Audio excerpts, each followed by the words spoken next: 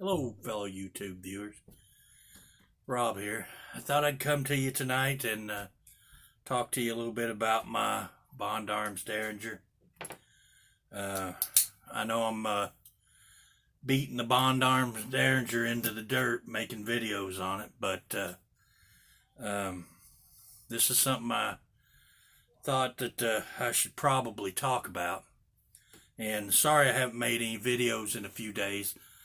We actually been in Tennessee for the last week, and we went on vacation down to Pigeon Forge and stayed down there just got home today, basically. Well, with me I'd taken my Bond Arms Derringer, and of course I keep it loaded with 2 rounds of 357 Magnum 158 grain jacketed hollow points, and with me, and I don't know if I'd ever showed this or not, but a little pouch that I had made for my speed loader, which is a Bianchi speed strip. And I basically made this little leather pouch and formed it to fit my speed strip. And I keep 4 extra rounds of 357 Magnum hollow points and 2 rounds of birdshot, the red ones. And of course that just slides in there like that. It can be a little tight, but that's pretty handy. Keeps them all together, and if you need it, you just pull them out, and you got them all right there. So the only firearm I take with me on our trip is my Bond Arms Derringer. Oh, excuse me. Sorry about that. This is what we're getting ready to talk about. So I'd carried this every day since I've gotten it. And once before, when we were camping, I noticed that the grips had gotten a little loose, so I tightened them up a little bit. Last night at the hotel, just down from the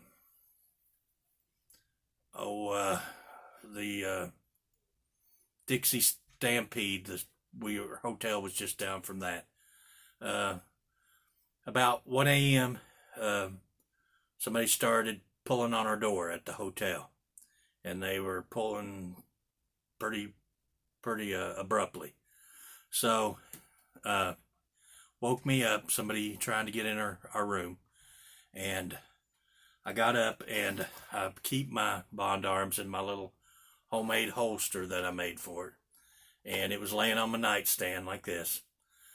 So when I got up and I pulled the gun out to go to the door to see what was going on, I noticed my grip panel was loose on this side.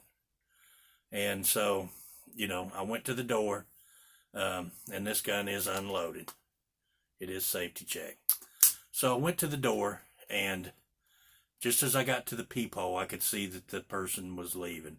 And it was more than likely somebody drunk outside who had come to the wrong room. But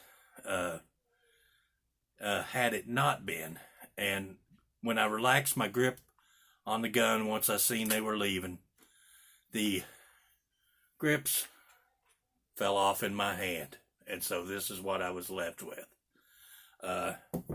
Large chunks of plastic fell out of the backside of this grip. The little set screw or stud that screws into had broken out of that, and basically I was left with a gun with no grips. And now, had somebody broken in my door and I had to have used this with these grips just kind of dangling there, it probably is not going to stop the function of the gun, but I don't know how the recoil would have affected, would it have jumped out of the grips or whatever. Now, at 2 o'clock this morning, I was emailing Bond Arms about what happened in the situation. This is a gun you carry because you need a firearm to protect yourself. And in my lifetime, there's been probably 2 times when I thought I might need a firearm. this being one of them. And what happens? My grips fall off in my hand. Now, and I'm not bashing on the Bond Arms. I'm not. I love this gun. It's built like a little tank. You know, I could probably shoot it all day just like that with no grip. But the fact of the matter is that when I potentially needed this gun, it had an issue. And not with the gun itself, but the grips, which could have caused a problem. You know, something could have got in here and jammed up the mainspring. I might not have been able to cock it. You know, a piece of plastic, because some big chunks fell out. You know, anything could have happened at that time when I needed this gun. And if it basically failed on me. Now, would it have functioned? Yes, probably. But we shouldn't wait until, you know, the time when you need it is not a time to think probably my gun will work. You need to know it'll work every time. So, like I said, at 2 a.m. this morning, I was emailing Bond Arms. And I told them exactly what happened about somebody at my door. And, you know, my grips broke. And, you know, I trusted my life and my family's life to this gun. Because it is such a quality made piece. And it's well made enough that I thought that in a moment of crisis that this would come through for me.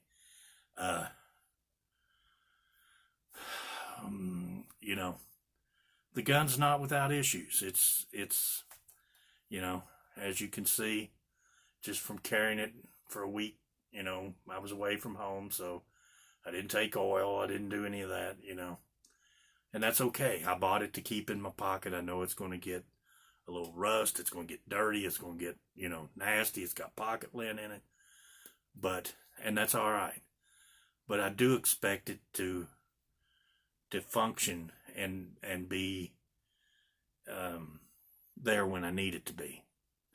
Now, like I said, I've contacted Bond Arms and I've told them about the grips. I don't know if they'll replace them or not. You know, if they do, fine. If they don't, I guess I'll have to buy some to put it back together, or try to glue or epoxy. Or no, I won't do that, because I'm not going to trust my life to a gun that the grips might fall off and something jam up the action whenever I might need it. Like I said, most people who carry will never have the occasion to ever need a gun. And like I said, in my life, there's been 2 occasions at which I was glad I had one with me, and last night being one of those.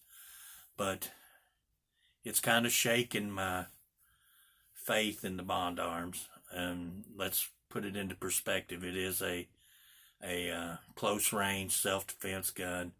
You know, I was standing on the back side of my hotel room door, had somebody kicked it in. You know, I'd have been right there on them with my 2 shots. I had my extra rounds in my left hand. But I don't know if it was a quality control issue. I don't know what it is. The gun's never been dropped. It's been in my pocket for the last month and a half. So I don't know what the issue was with the grips failing.